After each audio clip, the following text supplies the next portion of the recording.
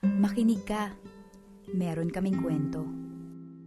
Sa daan-daan ng aming mga naging storya, minsan, nagmimistulang pare-pareho. Pareho ang kitid ng iskinita, parehong mga mukhang nadaraanan, pareho ang kwento ng kahirapan, ng trahedya, ng pag-asa. Sa katapusan ng taon at kinaumagahan ng bago, patuloy ang aming pagkwento. Dito kami naniniwala na pareho man ang kitid ng daan sa ilalim ng nagdidilim na langit, ang bawat tao ay may kakaibang kwento. Di namin mapapalitan ang tiwala ng mga nag-aalay ng kwento. Di namin mahanap ang kanilang mga nawawalang asawa o mabibigyan sila ng bagong buhay.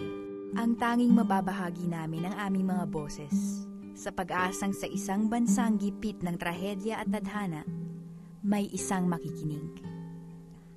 Dito kami sa gitna ng gulo, sa tumataas na tubig at dumadagungdong na daan, sa bayan kung saan sumasayaw ang pulis at kumakanta ang kutsero, sa araw na lumulubog kasama ng luha at ngiti.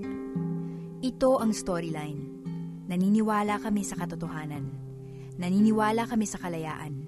Naniniwala kami sa pag-asa, sa pag-ibig, sa mga pusong di dumuluhod sa kapalaran. Ito ang aming bayan. Dito ang aming pamilya. Ngayong gabi, samahan niyo kami sa isang bayang minsang tinawag na Perlas ng Silangan. Sa mga pamilyang nagsasama, anuman o sinuman ang pamilya para sa kanila.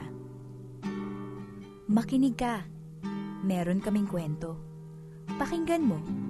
Baka ito rin ang kwento mo.